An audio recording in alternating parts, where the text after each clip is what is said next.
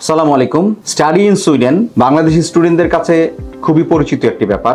বাংলাদেশ থেকে প্রতি বছর 2টি সেশনে শত শত স্টুডেন্ট সুইডেনের বিভিন্ন ইউনিভার্সিটিতে পড়াশোনার জন্য যায়। আজকে এক্সোটিক ইন্টারন্যাশনালের পক্ষ থেকে এই সুইডেনের যাবতীয় ইনফরমেশন দেওয়ার জন্যই আমি হাজির হয়েছি। সুইডেনে আপনারা প্রতি বছর 2টি ইনটেকে স্টুডেন্ট ভিসা প্রসেস করতে পারবেন। ক্লাস শুরু হবে প্রতি বছর জানুয়ারি মাসে, আরেকটি ইনটেকের ক্লাস শুরু হবে প্রতি বছর সেপ্টেম্বর মাসে। সো এই 2টি ইনটেকের জন্যই ব্যাচেলর বা মাস্টার্স প্রোগ্রামের স্টুডেন্টদের ভালো একাডেমিক রেজাল্ট এবং ভালো একটি আইএলটিএস এর রিকোয়ারমেন্ট খুবই জরুরি। আপনারা যদি ব্যাচেলর প্রোগ্রামের প্রসেস করতে চান তাহলে যেই রিকোয়ারমেন্টগুলি আপনাকে ফুলফিল করতে হবে তা হলো এসএসসি এবং HSC certificate transcript or O levels A levels এর সার্টিফিকেট ট্রান্সক্রিপ্ট।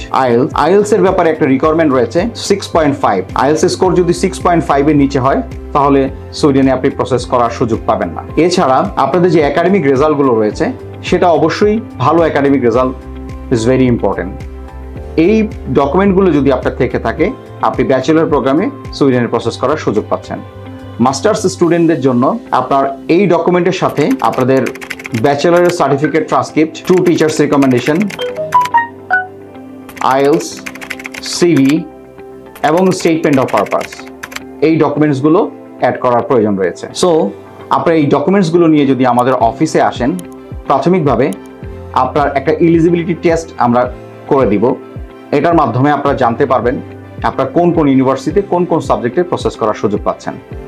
এবং একটা অ্যাপ্লিকেশন দিয়ে আপনার 4টা ইউনিভার্সিটি 4টা সাবজেক্ট অর একই ইউনিভার্সিটি 4টা সাবজেক্ট যেগুলো আপনাদের যেগুলো রিলেভেন্ট হয় সেই সাবজেক্টসগুলোতে আপনারা অ্যাপ্লিকেশন করার সুযোগ পাবেন। এবং এই সাবজেক্টগুলোতে প্রসেসিং স্টার্ট করার পরে আপনাদেরকে অবশ্যই আপনাদের ট্রান্সক্রিপ্ট, লাস্ট এডুকেশন ট্রান্সক্রিপ্ট অবশ্যই আপনার নিজ নিজ ইউনিভার্সিটি থেকে সিলড এনভেলপে নিয়ে আসতে হবে এবং এটা ইউনিভার্সিটিকে পাঠিয়ে দিতে হবে। এই ডকুমেন্টসগুলো ইউনিভার্সিটি রিসিভ করার পরে আপনার পেপারসগুলো তারা ইভ্যালুয়েশন করবে এবং আপনাকে অ্যাপ্লিকেশন স্ট্যাটাসটি পাঠিয়ে দিবে। আপনি যদি একের অধিক অ্যাডমিশন পেয়ে থাকেন তাহলে যে কোনো একটি অ্যাডমিশনকে আপনি কনফার্ম করে বাকিগুলো আপনাকে রিজেক্ট করতে হবে। দেন আপনি ভিসা প্রসেসিংয়ের কাজ শুরু করবেন। ভিসা প্রসেসিংয়ের জন্য আপনাদের ব্যাংকে একটি ভালো ব্যালেন্স প্রয়োজন। তবে সবচেয়ে বড় বিষয় হলো এই ব্যাংক স্টেটমেন্টগুলোতে পর্যাপ্ত পরিমাণ অ্যামাউন্ট দেখাতে পারলেই হবে।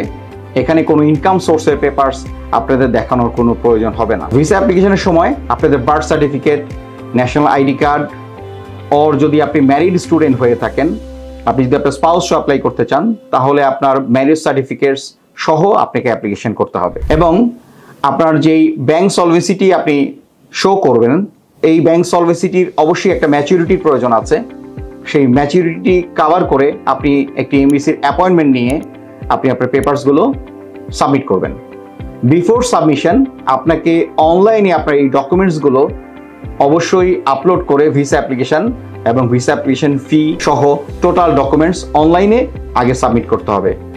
দেন যখন তারা আপনাকে একটা অ্যাপয়েন্টমেন্ট ডেট দিবে সেই অ্যাপয়েন্টমেন্ট ডেট অনুসারে এমবিসিতে যে আপনাকে ইন্টারভিউ দিতে হবে।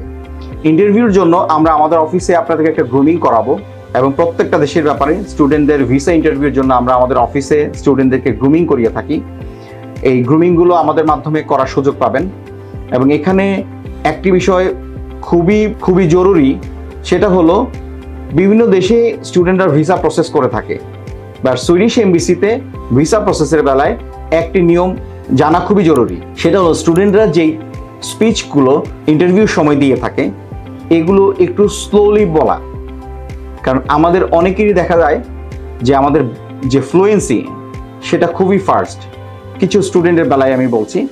কিন্তু এই ফ্লুয়েন্সি যদি খুবই ফাস্ট হয় তাহলে যিনি আপনার স্টেটমেন্টগুলো নেবেন তিনি নর্মালি এই স্টেটমেন্টগুলো টাইপিং করে নেবেন।